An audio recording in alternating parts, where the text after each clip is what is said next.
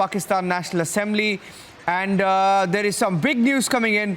Big news coming in. There is a petition added. There's a petition in the Pakistan Supreme Court right now to block, to add Imran Khan, to add Shah Mahmood Qureshi, to add Fawad Chaudhry, to add Deputy Speaker Qasim Suri in the exit control list. Exit control list means that these gentlemen in Pakistan, the Prime Minister of Pakistan Imran Khan, Shah Mahmood Qureshi, Fawad Chaudhry and Deputy Speaker Qasim Suri will not be able to leave Pakistan. There's a petition in the Islamabad High Court. We don't know how that's going to go, which way that's going to go, but I think it's significant. Bureaucrats a few minutes back were blocked from leaving Pakistan's airports. They were asked, there were clear instructions given to keep them back, to hold them back, and to ensure they don't leave Pakistan without a no objection certificate. Those are live pictures coming in. The moment I have a live feed there, I'm going to go back for the results. But Abhishek, the exit control, them being added to the exit control list would mean that Imran Khan could be in big trouble, along with his key people, the faces of the Pakistan government. Fawad Chaudhry, Shah Mahmood Qureshi, and the Speaker Abhishek. This is huge. These are lots of face. Yeah. This is in the Islamabad High Court. Obviously, nobody would let them go in any manner, even if there is a deal that has been struck. And this petition provides a foolproof way to really ensure that Imran Khan or anybody is not leaving, unless, of course, the system so demands, like it happened in the case of former Prime Minister Nawaz Sharif, who is still cooling his heels in London and is barred from even heading his own party, forget about becoming the Prime Minister. So I think a similar clampdown would happen on Imran Khan, similar restrictions would be placed on Imran Khan. And remember, all the development of the last few hours, including the showing of the threat letter again by the Speaker, the rumors about Imran Khan sacking the army chief, a petition getting filed in the Supreme Court, all these things provide an alibi to really tighten the noose around Imran Khan if the establishment so decides. So I think these are very important markers of what the establishment, by which I mean the Pakistan army and the top judiciary and the top bureaucracy, think of the situation, and they want to make sure that Imran Khan is not given any long rope anymore. Yeah, he's lost the trust vote. That's established now. He's lost the trust vote. That is now a given. You just saw the numbers there. He didn't have any numbers. 177 members of the Pakistan opposition who lined up there for the no trust vote.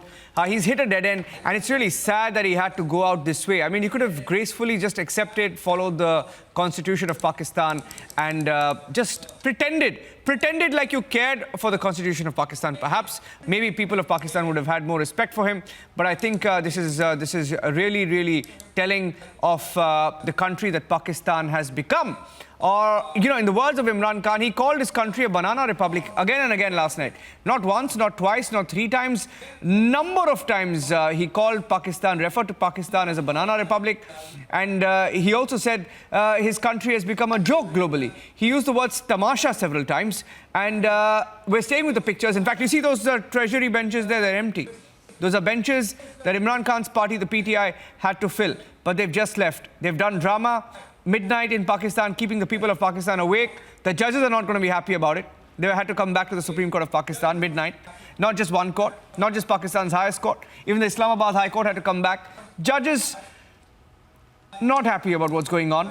Over 10 judges rushed back to two different courts in the heart of Pakistan in Islamabad. And as we speak, Imran Khan has left the Prime Minister's residence, we are told. Now we don't know what's going to happen. A chopper landed some time back. There's massive speculation over what could happen next. But as we know it, on your screen, the trust vote has just happened, and we are waiting for the results to be announced. And the results, going by the numbers inside the assembly, Shahbaz Sharif could be the next Prime Minister of Pakistan. I think that's a given now, Abhishek. Is that a given? Abbasi? Let me get an Abbasi now. Abbasi, for a few seconds before I cut back to the live coverage. It's a given. Abbasi, it's a given?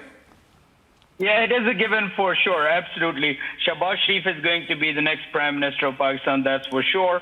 What is unfortunate, as you very rightly said, that Imran Khan did not show a character of a leader, a character of a Prime Minister of over 200 million population. He unfortunately showed a characteristic of a narcissist, egoistic, selfish individual. And by the way, if he is saying Pakistan has become a banana republic, he is not absolutely wrong. He is partly right because of the military's continuous intervention, and Pakistan's political setup has actually led Pakistan to this kind of state of affairs. I would again reiterate, as I said earlier, that Pakistan Army needs to learn this. If they learn it sooner, better, that they're not doing anything good for the country by intervening in the political matters, and they're not doing anything good for the relations of the country with other countries of the world and the region and with the rest of the world. They need to understand this. Even what happened today or what's been happening in the last 1 month,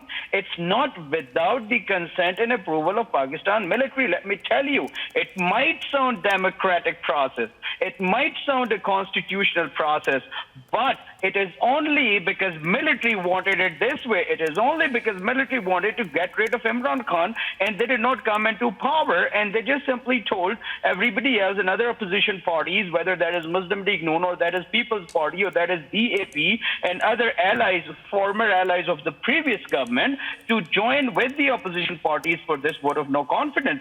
It is not a democratic process. It is not a constitutional process.